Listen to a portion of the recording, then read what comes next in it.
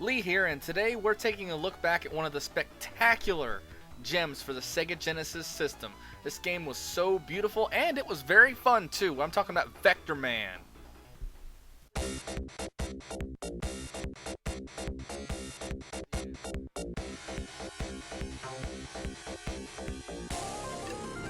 Pretty neat opening, huh? Imagine seeing that in the Christmas of '95.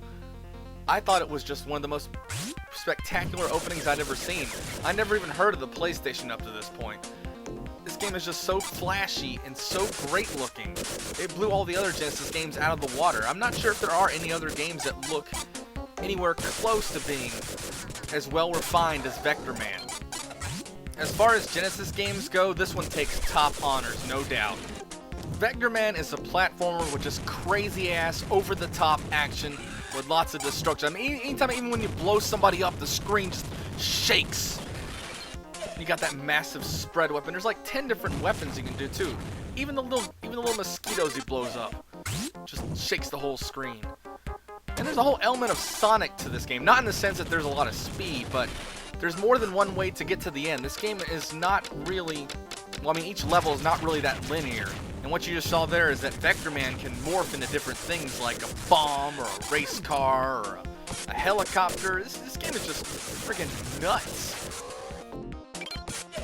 I'd like to come forward and say that this game isn't that hard and that it's easy, but what do I know? I'm a pussy. I always play on easy mode.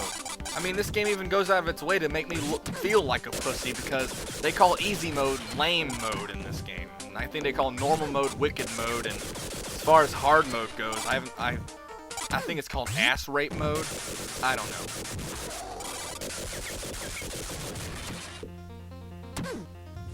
We're coming up to the first boss fight here. I must say that although they had much attention to detail on the graphics and the normal enemies, most of the bosses were pretty lackluster and weren't really much of a challenge at all. They didn't seem really that creative.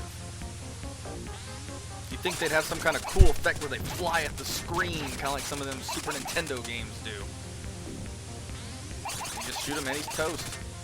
Check out the little Vectormen on the bottom left. They're doing a little dance. Make sure you pay attention to these guys. They're a little bit shifty. Hey, dude, how's it going? Doing fine, dude. Doing fine, dude. Hey, big bro's doing fine up there, right, dude? Yeah, dude. Hey, dudes, how's it going? Dude! Are you a magician or something? Sure, dude. Dude. And some of the levels are very, very short, too. I mean, we just started this level over here, right?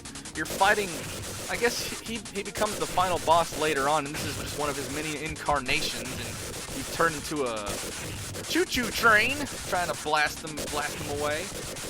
And there you go, that's the end of level 2 right there.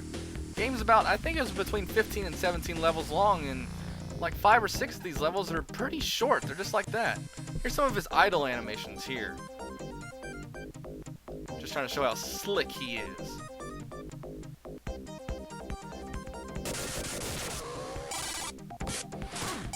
I like the underwater effects. It's very neat, especially when you if you focus again on the little Vectorman on the bottom.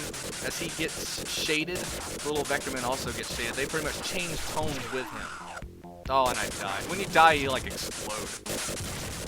Here's a very weird disco level. Another one of those very short levels where you fight one of the mini incarnations of the final boss. I like this effect here. A nice lightning effect. Very pretty level. Another one of his attacks, like the rapid beam. And this is, I expose a bug here by accident. I bounced through the ceiling somehow of one of the things. But I'll let it slide because it's Vectorman and he's my boy! Music is pretty good for this game. It's got some kind of a good old weird techno beat. Sega even tried to sell CDs with this music. I saw it at a Dollar General store one time for $8, but come on, $8. It was really only, there's not enough tracks in this game to really warrant it getting a really high score because they just recycle a lot of the tracks. I mean, there's only 16 levels. You didn't really have to reuse some of them. Now, this level has some nice design touches. You see those spotlights there? I'm not sure if you can see the quality here, but they're like projecting lens flares on here. Sometimes lens flares are like heavily inappropriate in games, but I feel that it really works well here. It looks very awesome, especially when you have 2 or more spotlights on Vectorman. See, it's not like there for the entire level. Oh, and here's another one, more of those bosses that are just not that well inspired. They just kind of look dumb. What the hell is that supposed to be?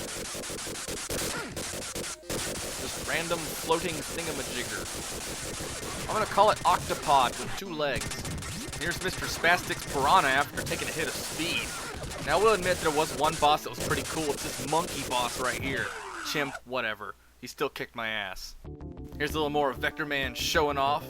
Boom! I'm sorry, I apologize. I just couldn't help myself. And more of the nice little shading effect. It looks pretty slick in the dark. And that is one of my childhood favorites, Vectorman. Back in those days, my family was so poor I'd only get like 1 game every year, and this was the game of 1995. I felt so special and privileged to get a game every year. Anyway, enough sap story. Go out and get Vectorman now! Hey dudes, wanna see a magic trick? No! Vectorman dudes, play it today.